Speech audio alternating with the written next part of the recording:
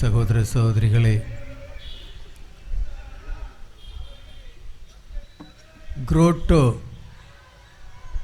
மசாபியல் Lourdes நகரில் உள்ள அதுதான் குரோட்டோ.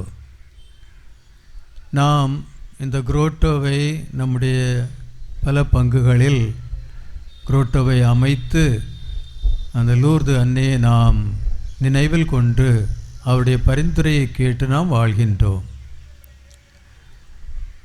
அன்னை மரியாள் பிரான்ஸ் தேசத்தில் உள்ள லூர்து நகரில்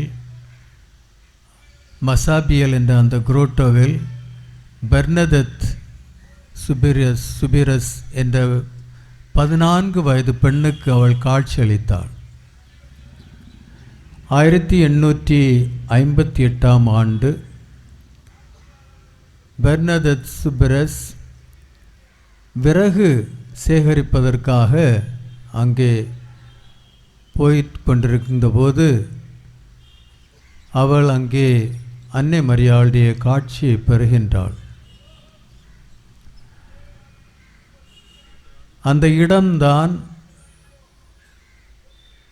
மசாபியல் குரோட்டோ. அந்த இடத்தில் அவள் காட்சி பெற்ற அந்த இடத்தில் அன்னை மரியாள் அவளுக்கு தோன்றி பல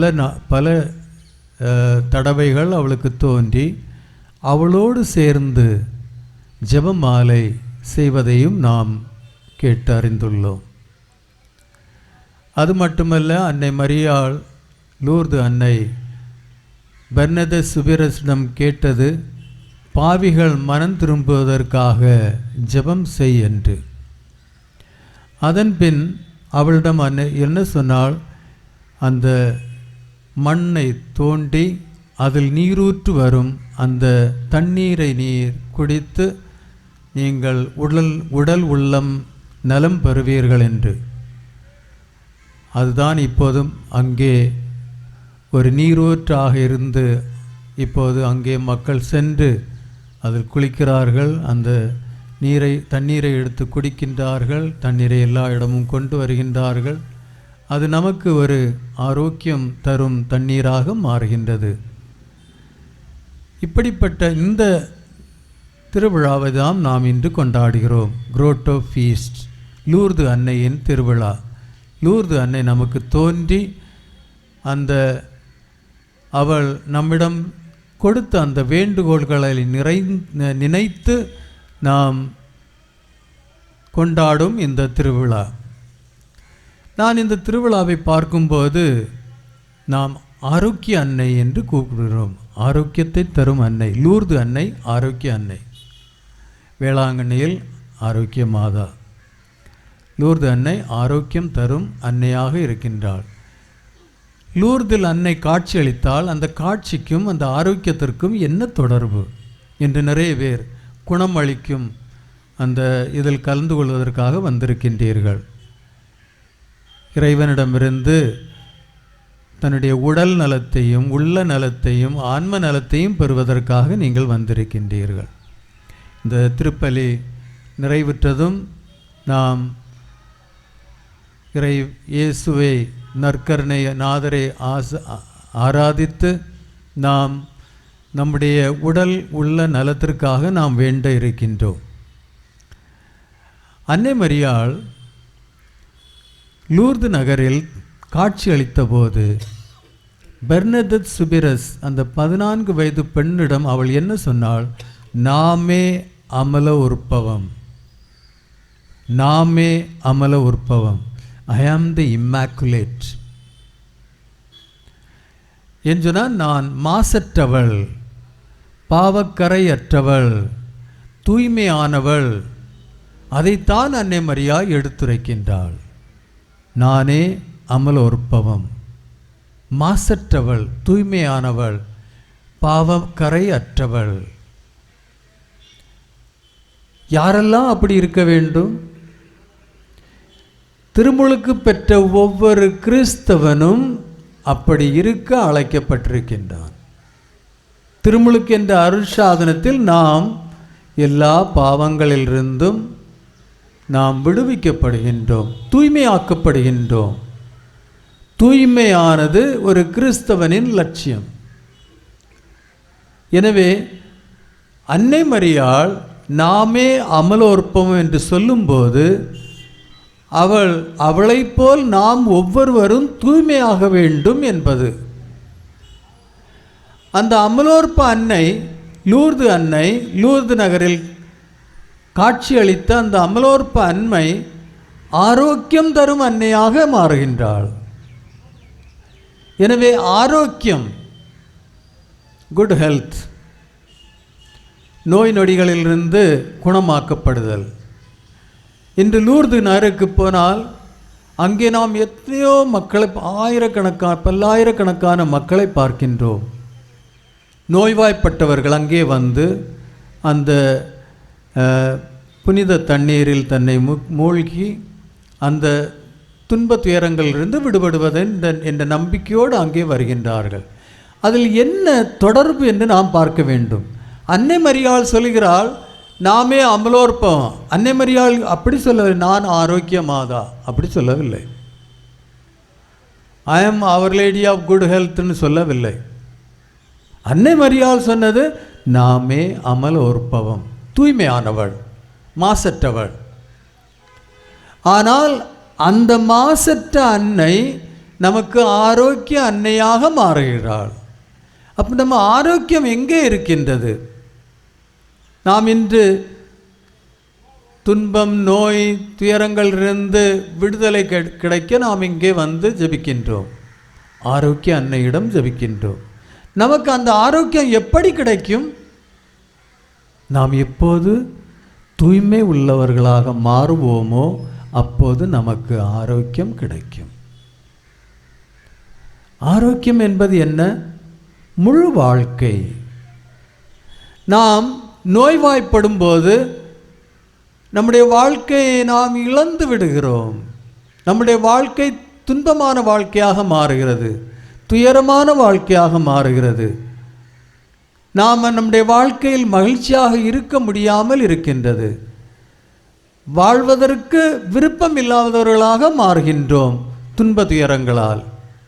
எப்படிப்பட்ட துன்பங்கள் வருகின்றது இப்போது, கேன்சர், மற்ற எப்படிப்பட்ட நோய்கள் எல்லாம் வரும்போது வாழ்க்கையை வெறுக்க வேண்டிய நிலைமை ஏற்படுகின்றது. வாழ்க்கையை வெறுக்க வேண்டிய நிலைமை ஏற்படுகின்றது. நாம் துன்பம், நோய் வாய்ப்பட்டு இருக்கும்போது முழு வாழ்க்கையை நம்மால் அனுபவிக்க முடியாமல் இருக்கின்றது. எனவே முழு வாழ்க்கை நமக்கு எப்போது கிடைக்கும்? இறைவன் ஒருவர் தான் வாழ்வு. God is the source of life. நம்முடைய வாழ்க்கை அந்த இறைவன் வாழ்வாய் இருக்கின்ற அந்த இறைவனோடு நாம் ஒன்றித்திருக்கும் போது கிடைப்பது தான் நம்முடைய வாழ்க்கை. இறைவன் தன்னுடைய வாழ்க்கை நம்மோடு பகிர்ந்து நம்மை வாழ்வாக்குகிறார், வாழ்பவர்களாக மாற்றுகிறார். அவர் நம்மிடம், அவருடைய அந்த வாழ்வு, அந்த மூச்சு நம்மிடம் அவர் ஊதாவிட்டால் நாம் இறந்து விடுவோம், வாழ்க்கையை இழந்து விடுவோம். எனவே நாம் வாழ்ந்து கொண்டிருப்பது அந்த இறைவனின் வாழ்க்கையில் பங்கேற்பதால் தான். இறைவன் தான் வாழ்பவராக இருக்கின்றார். only God is life. அந்த இறைவனோடு ஒன்றித்திருக்கும் போது நமக்கு அந்த வாழ்வு முழுவதுமாக கிடைக்கின்றது. எனவே தான் நாமே அமலோற்பவன், நான் மாசற்றவன் என்று அன்னை மரியாள் தன்னை பற்றி சொல்லும்போது அவள் இறைவனோடு ஒன்றித்தவளாக இருக்கின்றாள், வாழ்பவர்களாக இருக்கின்றாள். அப்படி நாம் ஒன்றித்திருக்கும் போது நமக்கு வாழ்வு கிடைக்கின்றது. நாம் தூய்மையாக இருக்கின்றோம்.